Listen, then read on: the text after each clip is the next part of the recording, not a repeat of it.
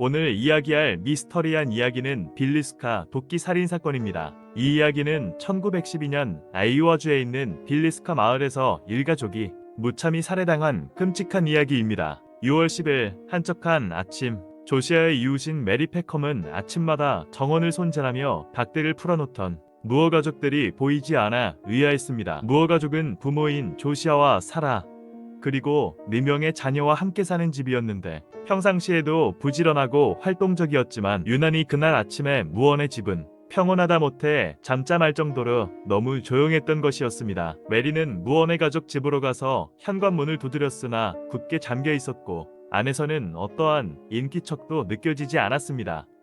이상함을 느낀 그녀는 근처에 살고 있던 조시아의 동생 로스 무어에게 이야기했고 이 이야기를 들은 로스는 자신이 형 집에 보조키를 가지고 있으니 가보겠다고 말했습니다. 그렇게 로스와 페리는 무언의 집에 들어가게 되었는데 집안을 둘러보던 로스는 깜짝 놀랄 수밖에 없었습니다. 집안은 온통 피로 낭자해 있었고 침실에서는 무언의 가족 6명과 사건이 벌어진 날 놀러왔던 이웃집 스틸링거 자매까지 총 8명이 처참하게 죽어 있었기 때문이었습니다. 이들은 곧바로 경찰을 불렀고 경찰들 역시 이런 참혹한 현장을 보고 고개를 내저었습니다. 사체들을 감식해본 결과 이들을 무참히 살해한 범행 도구는 바로 도끼였습니다. 경찰들은 조시아 부부가 자고 있던 침실에서 범행 도구로 쓰인 도끼를 발견하였고 그들은 모두 자고 있던 사이 누군가에게 도끼로 머리가 찍혀 살해당한 것으로 보였습니다. 그중 아버지 조시아는 마치 확인사살이라도 당한 듯 눈이 없어질 정도로 도끼로 난도질 당해 있었는데 무어의 자녀들과 이웃집 셜링거 자매들은 5세에서 11세밖에 안 되는 어린아이들이었기 때문에 이렇게 잔혹한 죽임을 당한 것이 더욱 충격이 아닐 수 없었습니다. 경찰은 사망 추정 시간이 자정부터 새벽 5시 정도일 거라 추측했고 유일하게 발견된 증거는 범인이 피우던 다락방에 남겨진 담배꽁초였습니다. 아마 범인은 사전에 무언의 가족들 집에 침입해서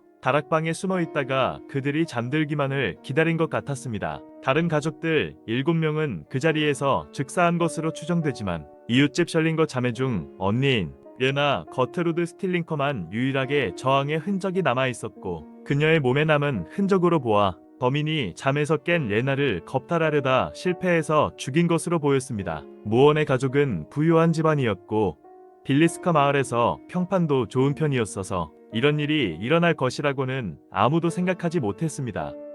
도대체 누가 이렇게 잔혹하게 어린아이들까지 죽여야 했던 것일까? 경찰들은 주변을 탐문하였고 시간이 흐르면서 몇 명의 용의자로 좁혀지게 되었습니다.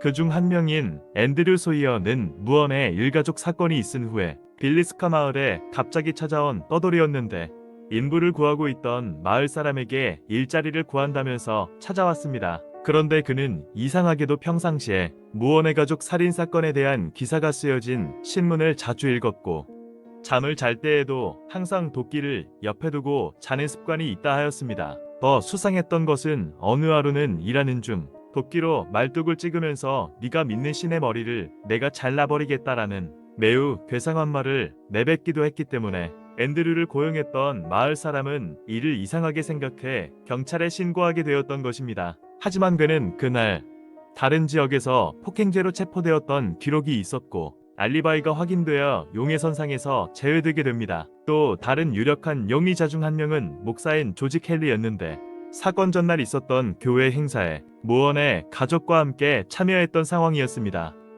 조지 켈리는 평소에 정신질환을 앓고 있었고 과거에 젊은 여성과 소녀들에게 누드 포즈를 요구하거나 이상한 성추행을 일삼아서 체포된 이력이 있는 사람이었습니다. 경찰은 조지를 탐문했지만 그는 그들의 시체가 발견되기 몇 시간 전에 마을을 떠났었다고 주장했고 떠나기 전에 무언의 집 근처에서 어떤 소리를 들은 것 같다는 증언을 하기도 하였지만 그의 병력으로 보아 그 말을 전부 신뢰할 수는 없었습니다. 그러다 2년이 지난 후 조지는 다시 체포되어 자신이 무언의 가족을 죽인 범인이다라는 자백을 했지만 정작 재판에서는 자백을 철회하는 등 이상한 증언을 번복했고 별다른 증거도 없었기 때문에 결국 무죄로 풀려나게 됩니다. 아이오와주의 상원의원이었던 프랭크 페르난도 존스 역시 용의선상에 올랐습니다.